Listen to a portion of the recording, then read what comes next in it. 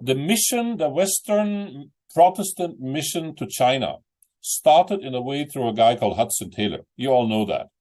So something like until the year 1800, 80, 60, these kind of times, Hudson Taylor went with incredible workload and dedication and passion. And roughly by the year 1920, that's about 100 years ago, they counted about 3 million Protestant Christians in the country. So about 100 years of missionary work produced about 3 million Protestants in China.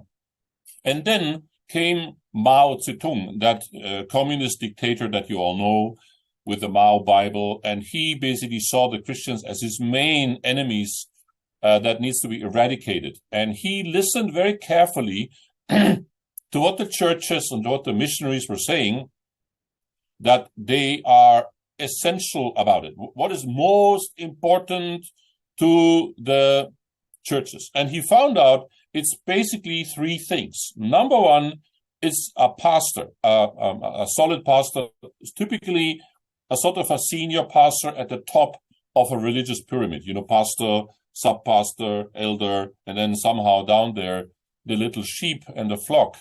The second thing is Bible schools, training institutions, very much Western style, imported from America, from Germany, from England. Bible schools where people are trained 2, 3, 4 years. And number 3, the sanctuary, the church building. And basically Mao Zedong said, this is what the Christians say are the 3 main pillars of the church.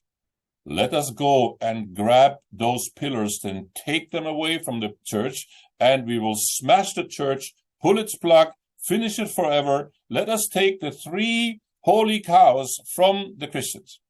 The pastors, the system, the systemic top-down hierarchical pastor. Number 2, the Bible schools. Number 3, the church buildings.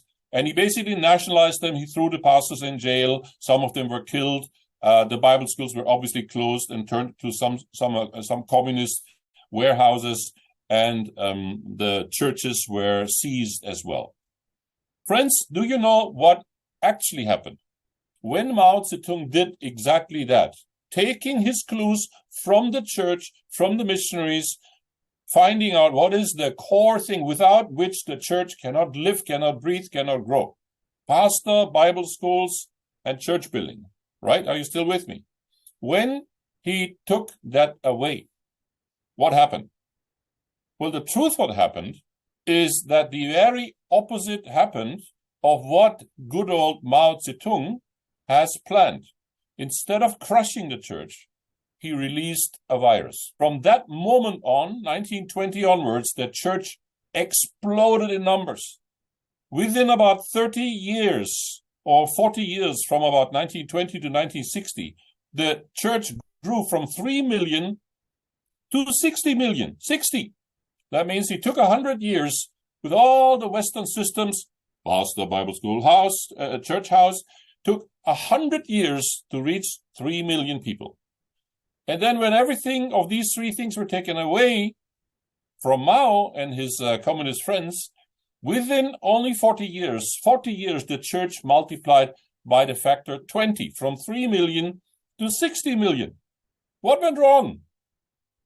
And this was a time when all the missionaries went home, crying to the Western church, please pray. The devil is taking over the church in China. All our work is in vain. Our nice Bible schools and church buildings, of which so many Western Christians have invested so much money, it was all taken away, and they were all crying, and it's terrible, and the devil. The truth is that God, and that is a quote from a Chinese house church leader that I personally met. His name is Yuan Allen in Beijing. He had a house church network, and he allowed me to speak into it some years ago. And he said, thank God for Mao. He delivered us from a Western system of church in like a stranglehold to the whole church. And when God allowed Mao to take these 3 things away, the official top-down pastor, some of them call themselves even senior pastor, which is a title that in the Bible is only given to Jesus Christ. He is the senior pastor. So if anybody calls himself a senior pastor, My friend, you should know that you're stealing a title from Jesus himself, and he's not happy about that. Secondly, the Bible schools as the main training institution, and number three, the church houses. So after that, from 1960 onwards until roughly today, the church in China tripled again, from 60 million to about 180 to 200 million today.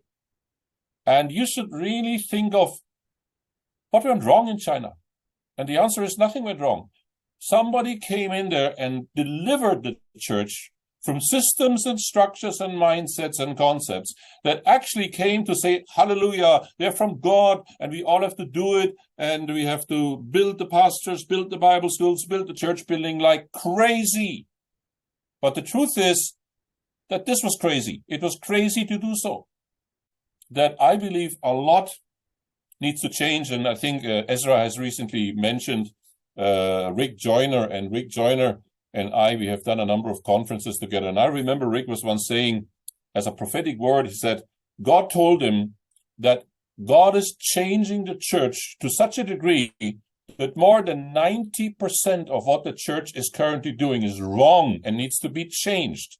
90% wrong, 10% right, whereby the church believes otherwise. The church believes we're doing 90% right and 10% may be wrong, and we need to, have a few cosmetic changes.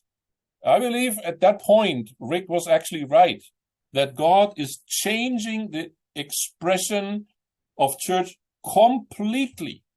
And this requires more than a few nice meetings on Zoom and a few little, cosmetic changes where we tweak a little bit here and tweak a little bit there, as long as we leave the core problem untouched.